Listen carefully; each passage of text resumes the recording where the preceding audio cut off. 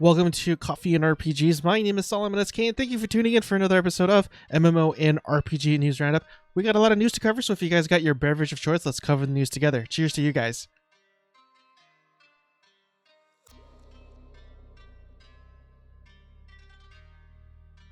So the first bit of news comes from massivelyop.com, and this particular news I'm very excited about just because if you've been watching the channel for a while, you guys know that I can be a bit of a graphics snob. And I remember the first time I saw NVIDIA showcasing their ray tracing technology, and I was absolutely blown away. I definitely was very interested in the RTX cards soon after that. But it does go on to read, or headline rather, World of Warcraft offers better eye glows and new ray-traced shadows in Shadowlands. It goes on to read the latest build has another improved eye glow effect for human and Forsaken Death Knights. And they do provide a link to a video here, which you guys could check out. I'm not going to really play it in fears of copyright strikes and whatnot. But, I mean, if you watch it, the difference is very minute, in my opinion. It's really, the difference in quality isn't really all that big, but it does go on to read that the new ray traced shadow option can be found in the game's current alpha client. Well, this will put more of a demand on your system, obviously. It should lead to much nicer and more realistic shadows. Unfortunately, at this point, it's just an option you can play around with rather than being something actually in the game. So players will have to wait a bit longer to see how much nicer this option takes or makes the game look. But it is clear that the option will be available as testing rolls onward. So if you watched our World of Warcraft podcast from, I believe, 2 weeks ago, you guys already know that I'm already going to play this game. In order to be somebody who covers MMOs and RPGs, I mean, you gotta at least play Shadowlands since World of Warcraft is still the top dog in the MMO space. But if they do roll out some sort of RTX technology for Shadowlands, I mean, it will definitely make me want to play the game a lot more, admittedly. So I'm very excited for that. And sticking with massivelyop.com, Amazon says New World's territorial sieges represent a new social dynamism that no other game has. I have to admit, when I was going through this article, it did make me chuckle a little bit, and well, anyways, you'll probably see why. It goes on to read that this latest post comes from their new dev blog, which I actually do have playing right up above me. They say two territories clash, a war can begin. One territory can challenge another to war at their fort. Every company in control of a territory sets what's called a siege window. Once that's scheduled, you can have a 1 hour 50 versus 50 intense PvP battle. And in these massive PvP battles, what's really cool is that they will allow you to use siege weapons as well, which is always a nice touch. But here's the part that kind of made me chuckle just a little bit. The lead systems designer, John Liberto, says, it's a new level of social dynamism that no other game has. And I'm thinking, no, that's not true. I'm pretty sure Aeon had that. Guild Wars 2 certainly had that. World of Warcraft certainly had that.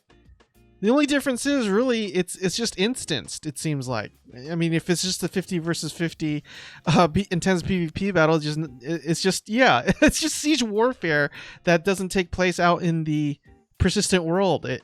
Or at least that's what I gathered. But this isn't the first time that they did this. I think a while back they also did another dev blog where they said that their combat system was the type of combat that's in no other MMORPG or something of that nature, and it's just like, no, real-time combat. I mean, Terra's done that for years.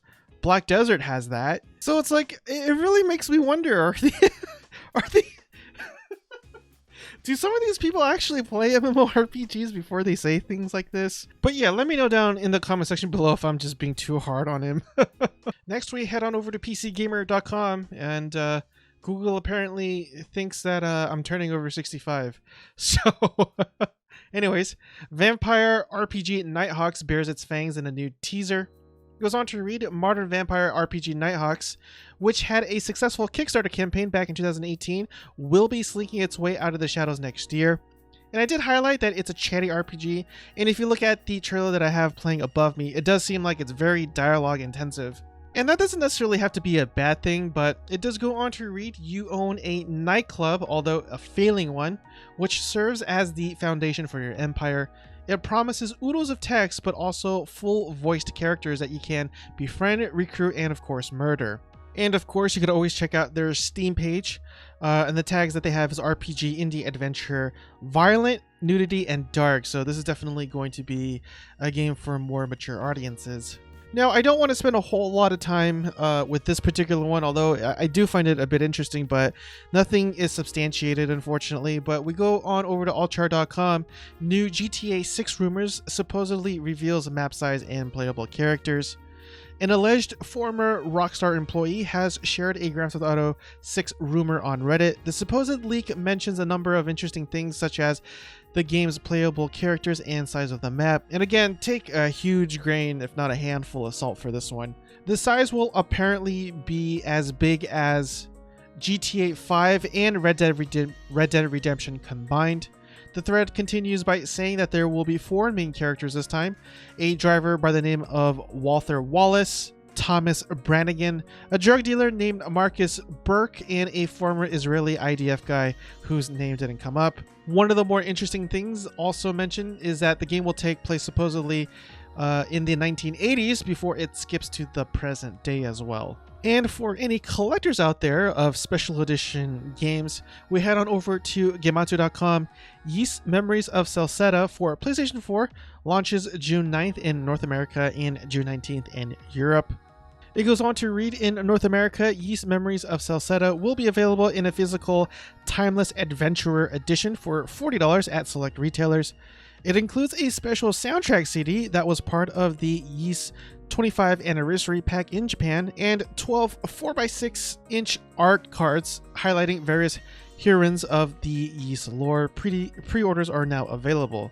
And really quick, I just wanted to cover this anyways, even though it's not an RPG nor is it an MMO. But sticking with Gematsu.com, Mobile Suit Gundam A Battle Operation 2 downloads top 2 million. And so, to celebrate the downloads milestone, Bandai Namco is hosting an in-game thank you campaign from now until May 6th at 9:59 p.m. Pacific Time, or May 7th at 12:59 a.m. Eastern Time. And you could always go to their main webpage over at bo2.ggame.jp. But of course, I'll always have the link down in the comment section below, where you could get all the information and all the various goodies that they are offering for the game. Heading on back over to massivelyop.com, Trove drops new trailer for Delve's update launching this spring. So the Delve's update is currently playable on the PTS, and it's essentially a mix of geode cave gameplay with the procedurally generated endless combat. So basically, it's an infinite raid-ish dungeon in the game that's already pretty infinite. It does go on to read that the chief downside to all this is that the new content appears to be dismantling the best parts of Shadow Tower, which has been popular content in Trove for years, but that also Shadow Tower is a huge source of lag for the game because of the amount of zones being spawned, so this is a solution for that lag. Heading back over to Gematsu.com, Dungeon Defenders Awaken launches May 28th for PC, 3rd quarter 2020 for Switch, and 4th quarter 2020 for PlayStation 4 and Xbox One. So I know World of Tanks is having their very early anniversary celebrations, but over from MMORPG.com, World of Ships hosting an in-game parade commemorating World War II anniversary, and I really dig this. I kind of have a soft spot for the 40s and 50s in particular, with the whole Art Deco style, the movies, the noir movies, and yeah, just the overall culture and the way things were back then. But it does go on to read that the parade is set to take place on May 6th at 9 a.m. Pacific Standard Time over on the game's Twitch page. The parade will include a live virtual naval parade of the most iconic allied warships.